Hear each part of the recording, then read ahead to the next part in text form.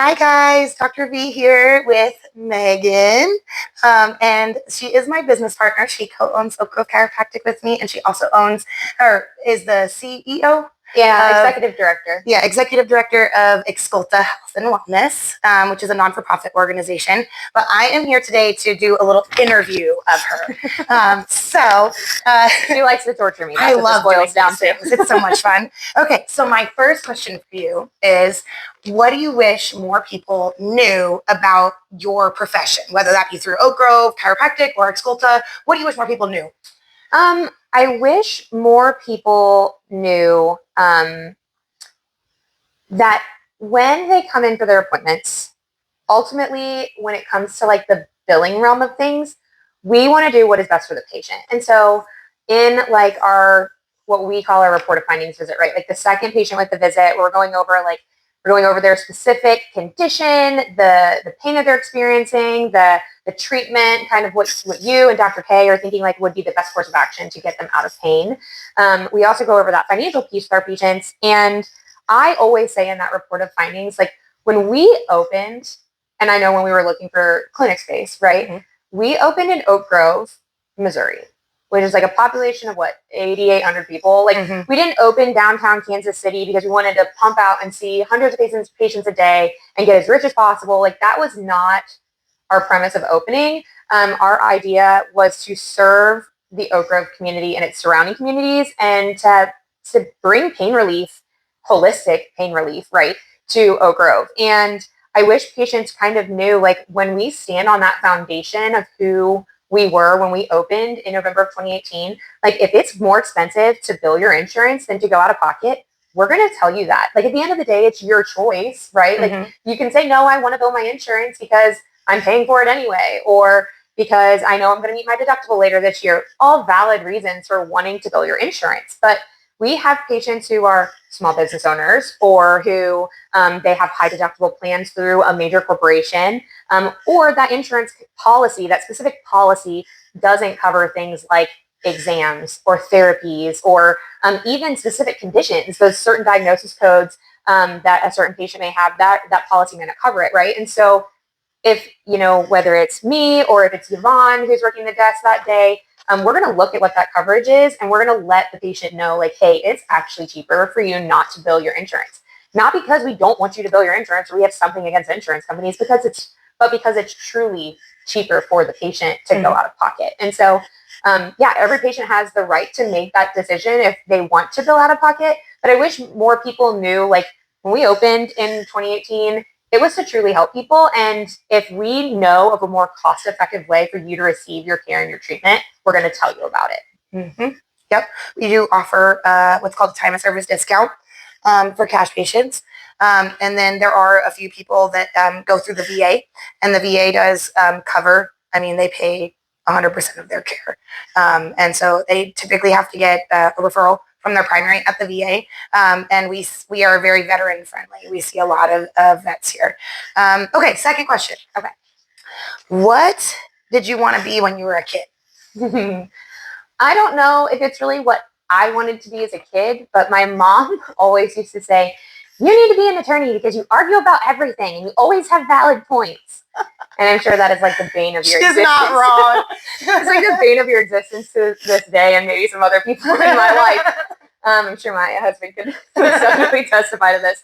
Let me tell you, every time she sends a text, especially if it's something like dramatic, it's like the longest text ever. She'll be like sitting there just like 10 minutes later. I'm like, are you writing a book, woman? Yes, absolutely I am. You're getting all the reasons as to why I'm thinking what I'm thinking. Yes. Yeah. And maybe I overshare in that capacity sometimes. But so it's really funny because I have a good friend in Kansas City who's an attorney, and I was talking to her. Actually, every time I talk to her, she's like, will you just go back to school? Will you just go be an attorney? You can come and work for me. I will hire you. And you know what? In all my free time. You're not allowed to leave me. Well, in all my free time, right? You're right.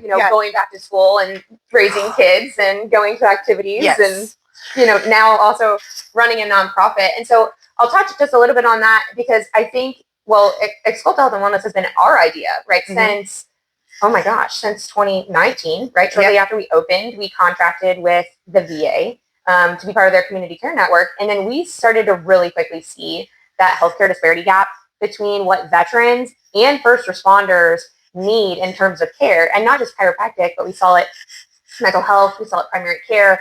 We would hear the stories of, oh my gosh, any other specialty care, needing an MRI, needing x-rays. I mean, we saw that time and time and time again. And so out came this idea of a nonprofit organization that would serve and fill that healthcare disparity gap. And it's so amazing, one, that you have supported me in starting this venture for us, right? Because now being part-time here and part-time running the nonprofit, to be able to grow that, to be able to better serve our community, right? It's been hard. Yeah, I know, right? But it's been a really great blessing to be able to do that, but also for us to be a VA community care provider and to see those veterans who, and we'll caveat this by saying not every veteran is eligible for community chiropractic care.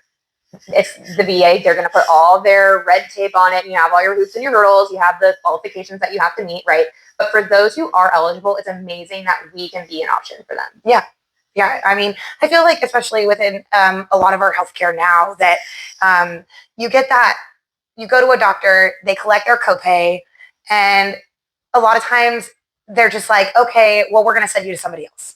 And then you go to that other person and they're like, okay, they collect their copay and we're going to send you to somebody else. Right. And we're going to send you to somebody else. Right. And before you know it, it's been 3 years and nobody's fixed your problem. Nobody has an answer. Yeah, nobody has an answer. Okay, let's go to the next question. The last question is, what do you want to be remembered for? So this is actually something I've been thinking about a lot lately, right? Because as business owners, we sacrifice a lot of our life, right? We sacrificed a lot when we were building the organization. We sacrificed pay for a really long time, as most small business owners do. We have sacrificed time with our kids, time with our husbands. Personal lives have had rifts because of business, right? Yeah. And so I think ultimately, as my kids are getting older, and to the reason you changed your hours, right? Like, I want to be remembered as the mom that showed up, the mom that was consistent, the mom that cared, the mom that was emotionally in control of herself, right? Because that's a lot of things. That's a lot of what we talk about a lot. That's the hardest thing to mention so far. Right. Well, and that's something that's really difficult with what we've talked about within our generation as a whole is, right, is being emotionally aware of our triggers to stop generational trauma.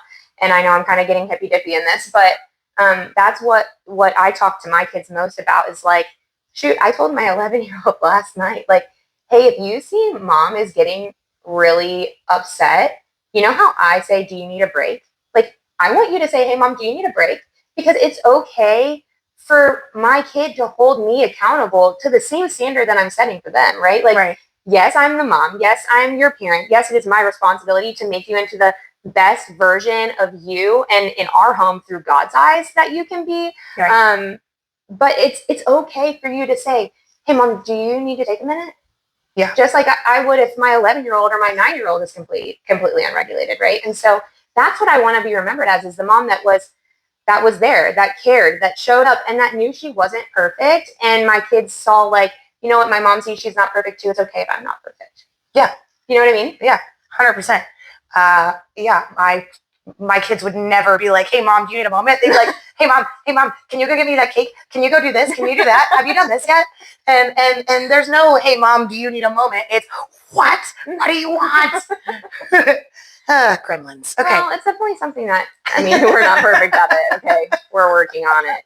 We're working on it a lot. But yeah, that's what I want to be remembered for. It's because at the end of the day, the only thing that we can take with us when we die, quote unquote, take with us, is our children. That's where we make the most everlasting impact, right? The only thing that will be with us after this life, no matter what you believe, is your family, right? And so, yeah, that's what I want to be remembered for. So one thing I will say about Megan and her children is when we first started working the night shifts, she was like, oh my gosh, my husband just called me and my kids are just so sad that I'm not there tucking them in for bed.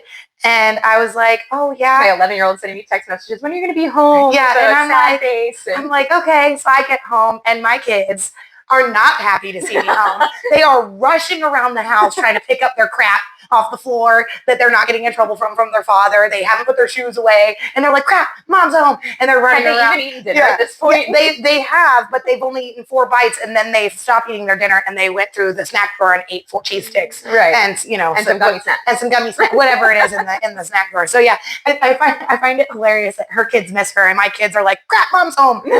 So maybe I need to work on that. Maybe you need to pause, take a moment. Yeah, maybe I need to pause and take a moment on that stuff. Well, thank you so much for doing this interview. For letting you torture me. Yes, for letting me torture you. And I hope everybody has a wonderful night. Bye. Bye.